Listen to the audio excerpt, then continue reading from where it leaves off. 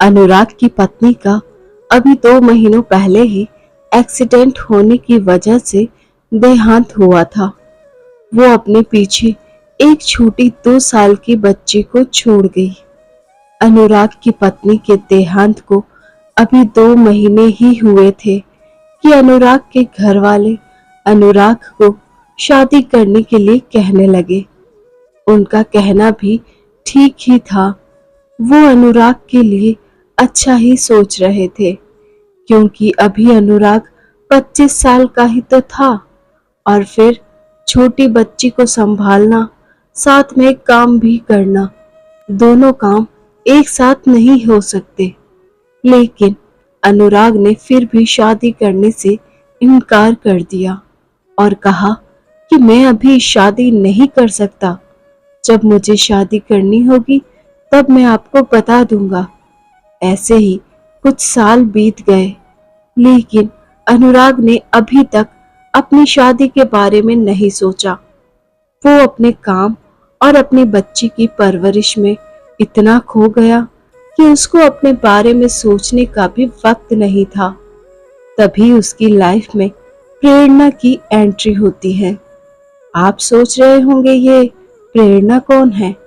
चलिए जानते हैं प्रेरणा के बारे में। प्रेरणा एक 3D आर्टिस्ट है जो कि एक MNC में काम करती है। वो अब अनुराग के साथ उसकी कंपनी में ही काम करती है। कुछ ही समय में वो और अनुराग बहुत अच्छे दोस्त बन गए। उसे अनुराग की शादी और उसकी बेटी के बारे में भी सब कुछ मालूम हो गया था। वो कभी कभी वीकेंड पर अनुराग के घर भी जाती थी और पूरे दिन अनुराग की बेटी का ख्याल रखती थी।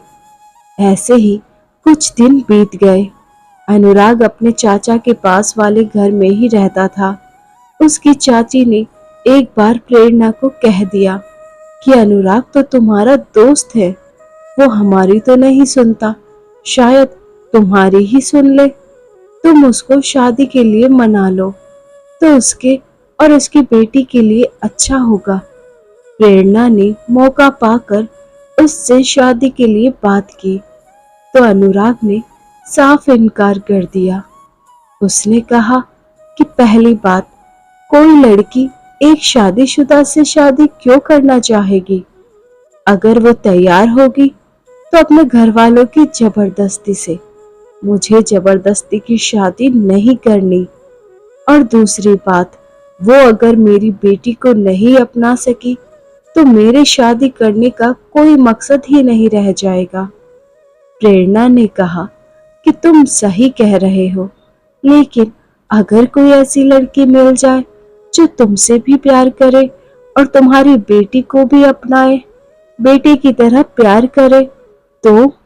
अनुराग बोला, पहले तो ऐसा होगा नहीं, अगर हुआ तो कर लूंगा शादी उस लड़की से। फिर अगले दिन प्रेरणा ऑफिस नहीं आती है। तब अनुराग उसके घर पर फोन लगाता है। फोन पर उसको पता चलता है कि प्रेरणा की तबीयत खराब है। वो अपनी बेटी के साथ ही उसके घर पर चल दिया। अनुराग को देखते ही प्रेरणा बिस्तर पर बैठ गई। अनुराग ने कहा, सोई रहो, ऐसा बोलकर उसको फिर से सुला दिया। प्रेरणा फिर से बैठ गई और अनुराग की बेटी को अपने पास लिया और उससे वो खेलने लगी। अब प्रेरणा को अच्छा महसूस हो रहा था। फिर शाम तक अनुराग प्रेरणा के पास ही था। शाम को वो अपने घर वापस चला गया। प्रेरणा को अनुराग की बेटी से बहुत लगाव हो गया था। वो अब हर वीकेंड में अनुराग के घर जाने लगी। अनुराग को भी अब प्रेरणा का साथ अच्छा लगने लगा था। उसके मन में भी प्रेरणा के लिए फीलिंग्स आने लगी थी। प्रेरणा को भी अनुराग और उसकी बेटी का साथ अच्छा लगता था, लेकिन उसके मन में अनुराग के लिए कैसी फीलिंग्स है, उसमें वो थोड़ी कंफ्यूज थी। क्या वो सचमुच में अनुराग से प्यार करने लगी है या फिर ये सब एक अट्रैक्शन है? उसको ये समझ नहीं आ रहा था। अनुराग के मन में तो प्यार वाली फीलिंग्स आने लगी थी। प्रेरणा के मन में एक बात ऐसी भी थी जिस बात का अगर अनुराग को पता चल जाता तो शायद वो उससे हमेशा के लिए नफरत करने लग जाए। अब वो कौन सी बात है, चलिए जानते हैं। दरअसल जिस गाड़ी से अनुराग की पत्नी का एक्सीडेंट हुआ था वो गाड़ी कोई और नहीं, प्रेरणा ही चला रही थी। और उस दिन उसने शराब भी पी रखी थी। लेकिन प्रेरणा के दोस्त जो उसके साथ गाड़ी में थे वो लोग उसको वहां से भगा ले गए। उसके बाद एक्सीडेंटली उसकी जॉब भी अनुराग के ऑफिस में ही लग गई। अब तक उसको पता नहीं था कि वो अनुराग की ही पत्नी थी जिसका एक्सीडेंट हुआ था। उसको ये भी पक्का नहीं था कि वो क्या सच में अनुराग से प्यार करती है या नहीं, लेकिन वो हर वक्त अनुराग के कांटेक्ट में ही रहती थी। थोड़ी देर के लिए भी वो अनुराग से दूर नहीं रह सकती थी। एक दिन अनुराग ऑफिस नहीं आया और उसका फोन भी बंद आ रहा था तो प्रेरणा को बहुत चिंता होने लगी और उसने ऑफिस से तबीयत का बहाना बनाकर छुट्टी ली और चली गई। अनुराग के घर पर अनुराग को बिस्तर पर लेटा देख और सिर पर पट्टी बंदी देखकर प्रेरणा का दिल सहम सा गया। उसकी आंखों से अपने आप ही आंसू निकलने लगे। पता नहीं वो क्या था, पर प्रेरणा का पूरा शरीर ही कांपने लग गया था। वो अनुराग के पास गई और उससे पूछा कि उसकी यह हालत कैसे हुई। तब अनुराग ने कहा कि कुछ नहीं, बस छोटा सा एक्सीडेंट हो गया था, सिर पर थोड़ी सी चोट आई है।